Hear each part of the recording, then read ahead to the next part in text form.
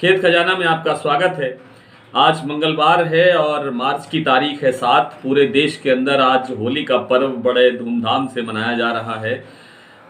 कुछ स्थानों पर आज मनाया जा रहा है, कुछ जगह पर कल भी मनाया जाएगा, 8 तारीख को भी, और 8 तारीख को तो लगभग पूरे देश में ही एक साथ मनाया जाएगा। राजस्थान में आज बड़े हिस्से के अंदर होली का जो रंगों का खेलने का जो त्यौहार जिसे कहते हैं वो आयोजित किया जा रहा है। कारोबार कहीं कुछ हुआ नहीं है। दिल्ली के अंदर कुछ कारोबार हुआ है, दिल्ली लॉरेंस रोड पर कुछ एक छोटी छोटी मंडियों में भी आज थोड़ा बहुत कारोबार हुआ है।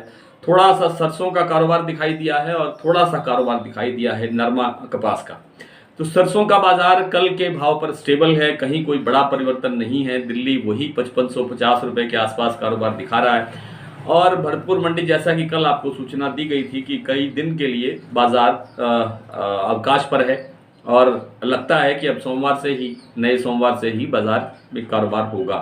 लेकिन एक महत्वपूर्ण खबर यह है कि कल प्रधानमंत्री नरेंद्र मोदी की अध्यक्षता में एक उच्च स्तरीय कमेटी की बैठक हुई है।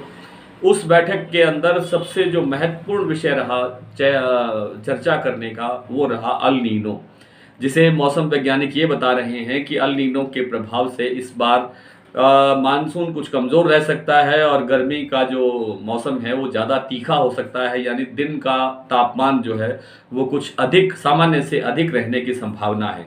तो इस बैठक के अंदर सबसे बड़ी चर्चा इसी बात पर हुई कि मौसम वैज्ञानिकों को ये निर्देश दिया गया कि आप इस बात के लिए समीक्षा करते रहें, निगरानी करते रहें कि मौसम में कैसा और कितना परिवर्तन हो रहा है, इससे आने वाले खरीफ सीजन की फसलों पर क्या असर पड़ेगा।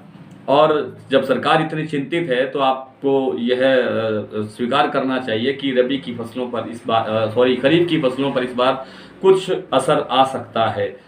और हमारे उत्तर भारत के अंदर जो सबसे बड़ी फसल होती है खरीफ की, वो होती है नरमा कपास की और दूसरी होती है चावल की।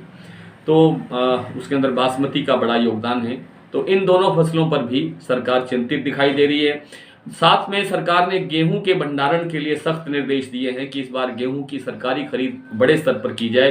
हालांकि किसानों से कहा गया है कि वे पोर्टल पर पंजीकरण करवाएं और शायद इस बार उतना पंजीकरण अभी तक नहीं हो पाया है, यानी किसान अभी सरकार को गेहूं बेचने के लिए रुचि नहीं दिखा रहे हैं। गेहूं का बाजार आज जो दिल्ली लॉरेंस रोड का भाव है वो 2420 रुपये राजस्थान लाइन का है और एमपी लाइन का जो भाव है वो 2400 रुपये के स्तर पर कारोबार कर रहा है। लेकिन एक अच्छी खबर ये भी है कि चना के बाजार के अंदर अच्छी तेजी दिखाई दी है। आज राजस्थान लाइन का चना दिल्ली लॉरेंस रोड पर 5350 रुपये के स्तर पर कारोबार करता हुआ देखा गया है, जबकि एमपी का जो चना है वो 5300 रुपये के स्तर पर बोला गया है। सरसों की अगले हफ्ते से आवक बढ़नी शुरू होगी और उसमें दबाव आ सकता है, बाजार और थोड़ा कमजोर हो सकता है।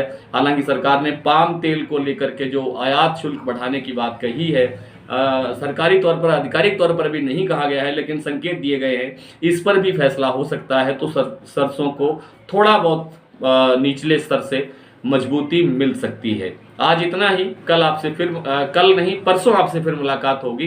तब तक के लिए नमस्कार।